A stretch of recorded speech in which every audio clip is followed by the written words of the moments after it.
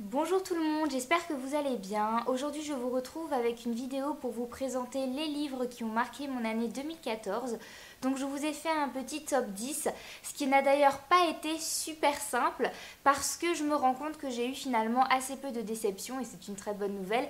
J'ai eu beaucoup de lectures en 2014 qui m'ont plu et du coup il a été plutôt difficile de tout départager pour en sélectionner seulement 10. Mais bon, c'était aussi un challenge intéressant.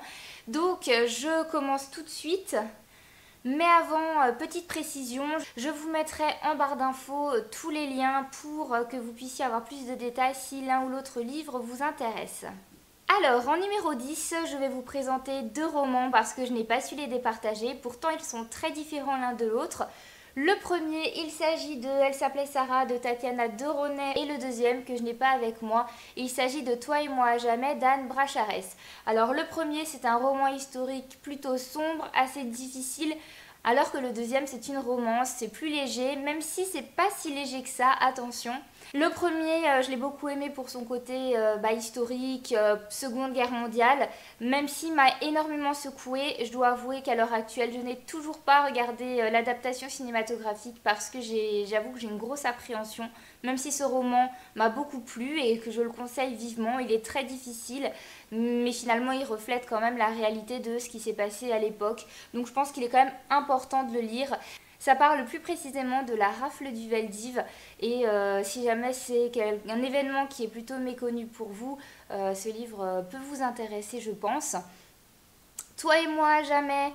C'est une romance adolescente qui se passe l'été, donc je suis partie avec plein d'a priori quand j'ai commencé à lire. Je m'attendais à ce que ce soit vraiment très superficiel, qu'il y ait un triangle amoureux barbant, etc., etc.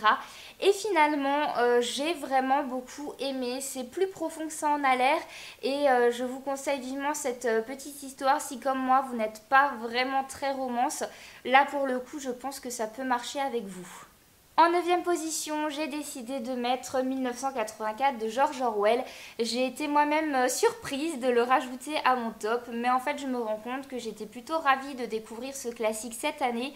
Je ne le connaissais pas et pourtant il est quand même très connu et je pense que c'est également un livre à lire. Il est très très intéressant parce qu'il reflète finalement pas mal la réalité actuelle.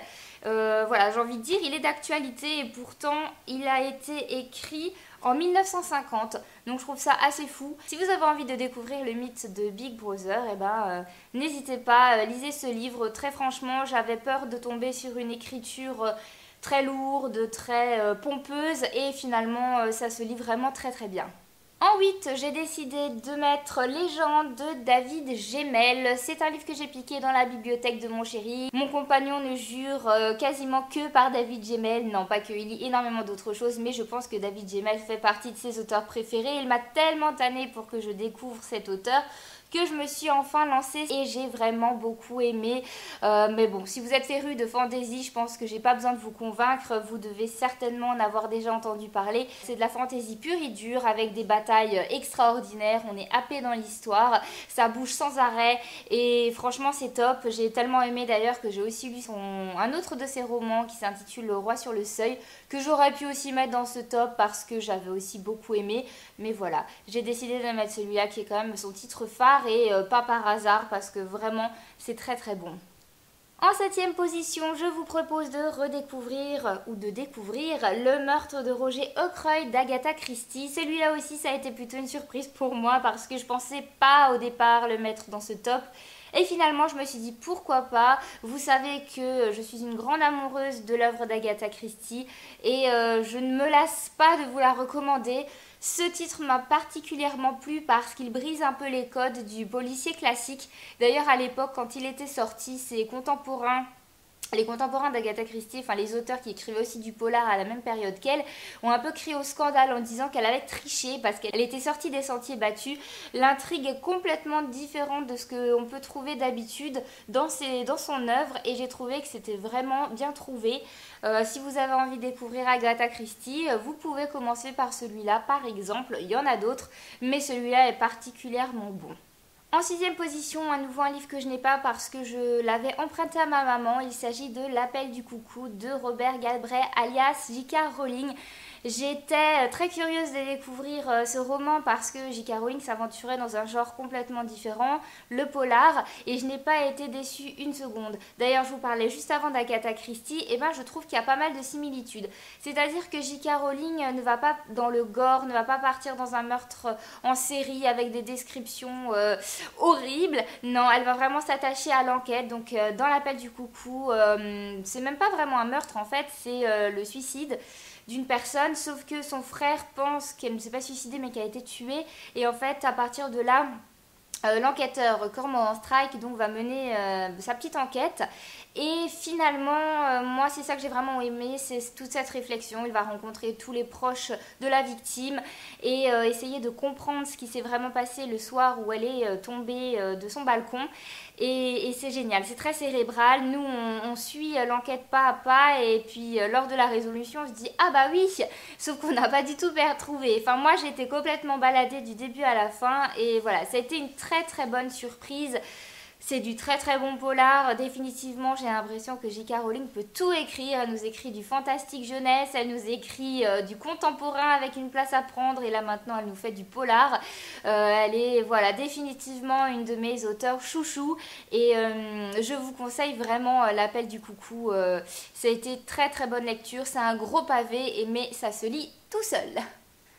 En 5e position, je vous propose de découvrir Les Dames à la licorne de Barjavel et Olenka de Vers. Quand j'ai attaqué ce roman, je me rappelle d'ailleurs, je l'ai lu pendant le challenge Week-end à 1000, je m'attendais à pas grand chose en particulier. La couverture d'ailleurs m'a un peu induit en erreur parce qu'elle fait très vieillotte, donc je m'attendais à un truc...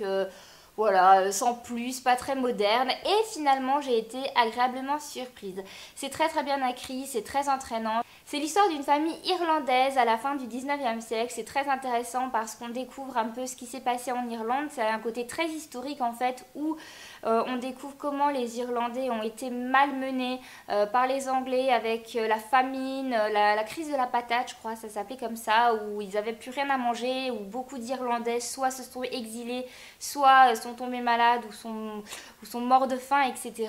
Donc le côté historique m'a énormément plu parce que même si je ne suis pas naturellement attirée par l'Irlande, ça m'a en fait vraiment passionnée. Et en plus de ça, j'ai vraiment beaucoup aimé parce que je trouve que c'est un roman résolument féministe. C'est très intéressant de suivre l'histoire de ces sœurs. Je ne sais plus combien elles sont, je crois qu'elles sont 5. Et elles ont toutes envie de suivre en fait leurs envies, de faire ce qu'elles ont envie de faire. Alors qu'on a une époque où la fille est encore sous la tutelle de son père puis de son mari. Donc c'est très intéressant de voir l'émancipation de ces 5 filles qui finalement grâce à leurs parents qui sont assez ouverts d'esprit vont pouvoir un peu faire ce qu'elles ont envie de faire. Et j'ai vraiment trouvé ça très intéressant. C'est pourquoi je vous le conseille vivement. C'est tout sauf ringard. Franchement, ça respire la modernité. C'est un très bon roman. Le 4e, il s'agit d'Eleanor and Park de Rainbow Rowell. Je ne l'ai pas non plus avec moi parce que je l'ai prêté. Ça a été une très belle surprise. C'est vrai qu'on l'a vu un petit peu partout sur Booktube et sur la blogosphère et j'avais hésité à me lancer là-dedans et finalement l'envie a été trop forte. Donc je me le suis acheté et je n'ai pas regretté une seule seconde. C'est une très belle histoire d'amour et d'amitié avec un fond assez sérieux quand même puisque tout n'est pas rose dans l'histoire et dans la vie de nos personnages. Je dois dire que j'ai particulièrement aimé le fait que cela se passe dans les années 80. Il y a mon petit côté nostalgique qui est ressorti. Je ne vais pas en dire plus, vous l'avez beaucoup vu passer celui-là, mais je vous le conseille vivement si vous ne l'avez pas encore lu. Ça y est, nous arrivons au top 3. Alors le 3e, ça va être Petite recette de bonheur pour les temps difficiles de Loretta Mignan et Suzanne Hayes. Je n'ai pas le livre parce que également je l'ai prêté. Ça a été une très belle surprise. En fait, dans ma chronique, je vous dis que ça frôlait le coup de cœur, mais pas tout à fait parce que 2 ou 3 éléments m'avaient légèrement gênée. Finalement, après coup, plus j'y repense et plus je me dis « Ah, ça a été quand même une super lecture ». Il s'agit d'un roman épistolaire sous fond de Seconde Guerre mondiale encore, mais vous savez que c'est un thème qui est cher à mon cœur, enfin, si je peux le dire comme ça, enfin, en tout cas, c'est un thème qui m'intéresse. Je sais que certains ont un peu critiqué en disant que c'était trop ressemblant à l'autre roman épistolaire qui se passe pendant la Seconde Guerre mondiale et qui s'appelle Le cercle littéraire des amateurs d'épluchures de patates. Moi, pour avoir lu les deux, je trouve qu'ils ne se ressemblent pas et qu'au contraire, ils se complètent bien. Et j'ai vraiment beaucoup aimé. Voilà, petite recette de bonheur, c'est vraiment... très mignon, il y a ce côté très sombre, très difficile parce que nous suivons l'histoire de deux femmes américaines qui ont leur mari, leur fils au front et en même temps on suit leurs tribulations au quotidien, leur rationnement, leurs petits trucs et astuces pour arriver à se rendre quand même la vie un peu plus belle. Et j'ai trouvé que c'était vraiment très très bien, donc celui-là aussi je vous le conseille. Pour mon top 1 et mon top 2, j'ai beaucoup hésité, je savais pas lequel mettre en 1, en 2, et puis finalement je me suis dit ça n'a pas autant d'importance que ça, mais voilà, j'ai quand même décidé. Et donc en top 2, je vous présente Nos étoiles contraires de John Green. Je fais partie de ceux qui ont vraiment beaucoup aimé, enfin je sais qu'on est nombreux, mais il y en a qui ont dit que c'était... pas si bien que ça, enfin certains n'ont pas été aussi emballés. J'ai adoré ce roman tout simplement parce que je trouve que l'auteur a réussi quelque chose d'extraordinaire. Il va aborder un thème très difficile qui est le cancer, ça va nous rendre très tristes, ça va nous faire pleurer et en même temps il va aussi réussir à nous faire rire malgré tout. La vie malgré tout, j'ai envie de dire, j'ai trouvé que c'était vraiment très très bien. Alors oui, c'est un peu pâteau, on peut lui reprocher pas mal de trucs aussi, mais le fait est que moi j'ai été harponnée dans cette histoire, je n'ai plus lâché le roman jusqu'à temps de l'avoir fini et il m'a bouleversée, donc voilà, je pense qu'il mérite sa place de top 2. J'ai également adoré le film qui est très très bien adapté. Donc voilà, je vais pas en dire plus parce que celui-là on l'a vu, revu et re-revu, mais je ne pouvais pas ne pas le mettre dans mon top. Non, ça c'était pas possible parce que vraiment c'est une de mes grosses découvertes de 2014, sans hésiter. Et donc mon top 1, hey hey, eh bien mon top 1, bizarrement, ou pas d'ailleurs, il s'agit de d'ailleurs voilà, pas un mais trois, la trilogie Divergente de Véronique Arros. Voilà, j'ai vraiment beaucoup aimé cette dystopie. J'y suis allée en me disant on verra bien ce que ça donne. Je m'attendais à ce que ça me plaise autant qu'Hunger Games, donc c'est-à-dire que ça me plaise mais que ce soit pas non plus un truc de ouf. Et finalement j'ai vraiment été happée dans cette histoire. J'ai lu quasiment les 3 tomes à la suite. J'ai adoré. Donc là ici j'ai l'édition VO, je l'avais lu en VF mais je me le suis acheté en VO. J'ai adoré les personnages, j'ai adoré l'histoire et les messages que l'auteur nous fait passer. J'ai été assez soufflée de savoir que l'auteur était très jeune et de me dire qu'elle a réussi à écrire ça. J'ai trouvé ça tout bonnement extraordinaire. Et pour finir, je dirais que je suis complètement tombée amoureuse du personnage de 4 et que ça a grandement influencé mon jugement. Mais voilà, je vous conseille vivement cette trilogie. J'ai vu le premier film. De toute façon, il n'y a que le 1 qui est sorti, il me semble. Hein. Je ne sais plus, parce que moi, je suis pas très cinéma. Mais bon, bref, j'ai vu l'adaptation du tome 1. J'ai pas trouvé qu'elle était extraordinaire, franchement. Si vous avez vu le film, tentez les livres, parce que c'est incomparable. Et les livres, c'est juste génial. Voilà pour ce top 10 pour l'année 2014. Ça m'a fait plaisir de revenir un peu en arrière et de voir ce que j'avais lu l'année dernière. C'est toujours pas mal de faire une petite rétrospective. En tout cas, moi, j'ai trouvé ça sympa.